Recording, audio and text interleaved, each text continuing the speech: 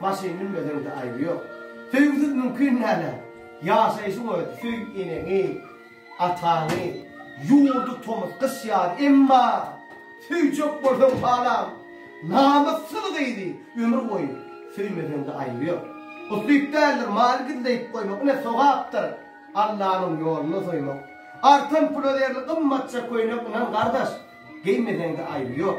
Yalancı da ağırlap, şahatlap boğuluğu, altıp çoğuluk görüp, süyük yuluğu, vakşıp bağlıcıkların ağına, uyup boğuluğu, bir ömrünü cenneden de ayrıyor.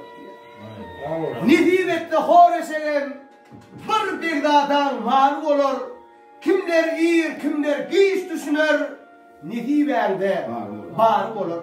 Din ümmatı görürler, hakikaten de karı olur. Geleceğini bir Allah bilir. Nidivende bağırı olur. Birilerine eden diyorlar, bir çobanın yarı olur dostum. Muha yadgıt deyirler. Nidivende manlayında bağırı olur. Allah'ın oğul verdi. Altı beyasim çari amana iyi zararla olur. Atmanı açıp yer çövrülse nidivende bağırı olur.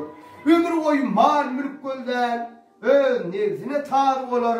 Bayar, yine Tanrı'a şükür eylen, nidivende bağır olur. Ağamıza uzak kazan.